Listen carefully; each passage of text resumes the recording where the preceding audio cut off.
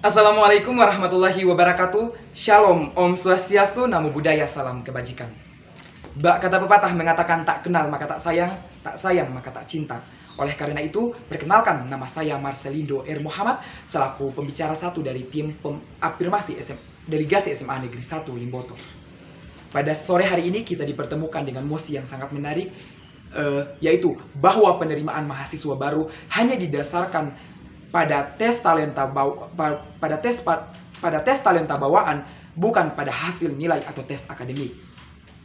Dewan juri yang terhormat, terlebih dahulu kita harus tahu apa itu tes talenta bawaan. Talenta bawaan Dewan juri yang terhormat merupakan bakat yang dimiliki atau kebolehan yang dimiliki dan menjadi sebuah nilai bagi seseorang sejak dari lahir. Dewan juri yang terhormat, talenta bawaan ini lahir dari beberapa faktor, yang salah satunya adalah faktor biologis yang diturunkan secara genetik oleh orang tua. Contoh dekat yang dapat saya ambil dari situ adalah orang tua merupakan seorang penyanyi, maka dengan kemungkinan besar anak tersebut akan menjadi seorang penyanyi juga. Dewan juri yang terhormat, yang kedua, kenapa talenta bawaan harus menjadi syarat masuk perguruan tinggi?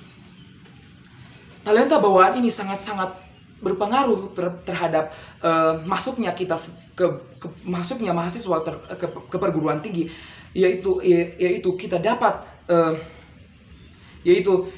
dapat langsung mengetahui di bidang apa, di aspek apa kita cocok, dan langsung kita kembangkan di bidang tersebut. Dewan juri yang terhormat, yang kedua, kita dapat meminimalisir orang-orang yang salah ngambil jurusan. Banyak sekali mahasiswa sekarang ini yang salah ngambil jurusan. Banyak mahasiswa yang memilih jurusan hanya karena faktor dorongan orang tua, dan banyak juga mahasiswa yang ngambil jurusan hanya dengan ikut-ikutan saja.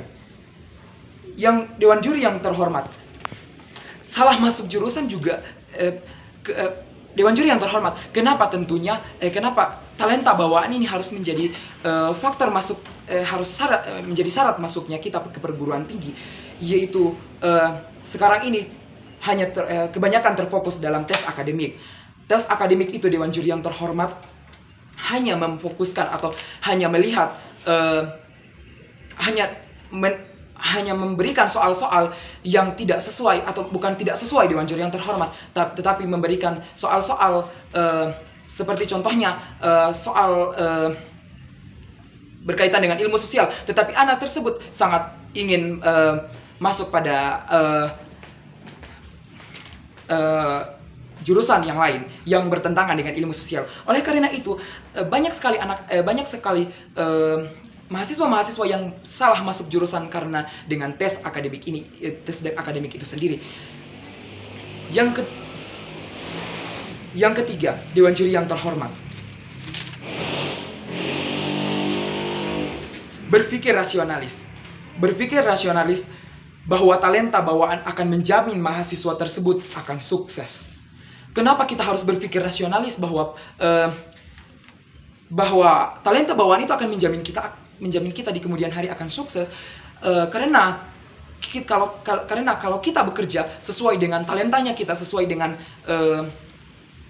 kemampuannya kita, otomatis kita akan terus berjuang bahwa saya mahir dalam bidang ini, saya harus kembangkan itu karena itu adalah bakat saya.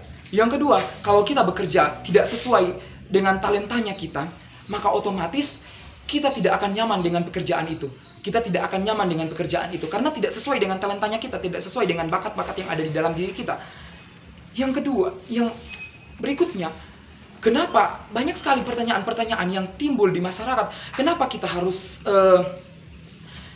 harus sesuaikan dengan talenta, kenapa kita harus sesuaikan dengan talenta yang kita punya? Karena dengan alasan yang telah saya sampaikan tadi, yaitu banyak sekali anak-anak atau banyak sekali mahasiswa yang salah ngambil jurusan. Dewan juri yang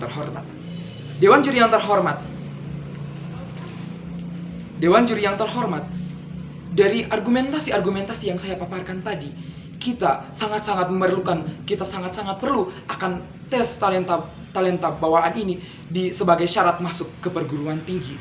Karena kita harus menghindari kita harus menghindari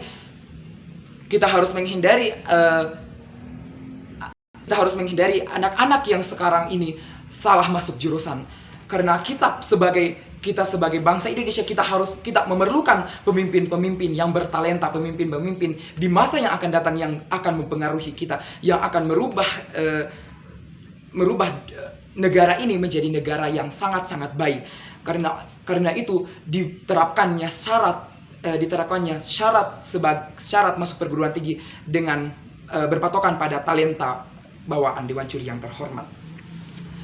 Yang berikutnya, Dewan Juri yang terhormat.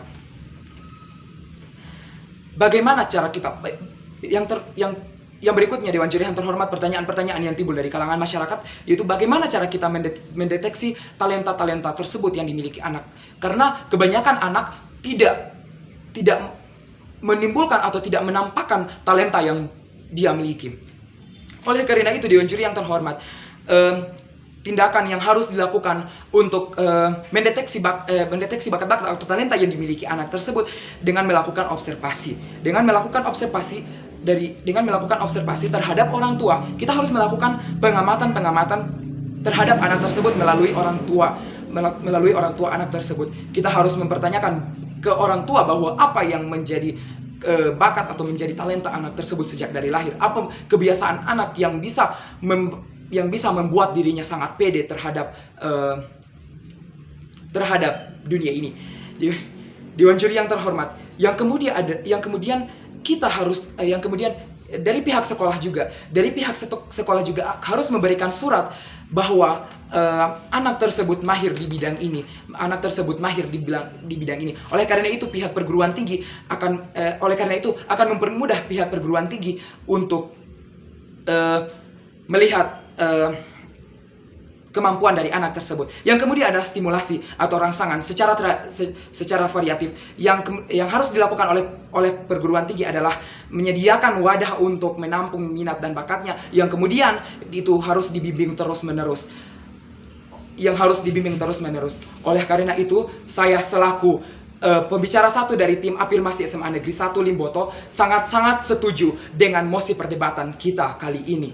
Terima kasih. Wabillahi taufiq wal hidayah. Wassalamualaikum warahmatullahi wabarakatuh.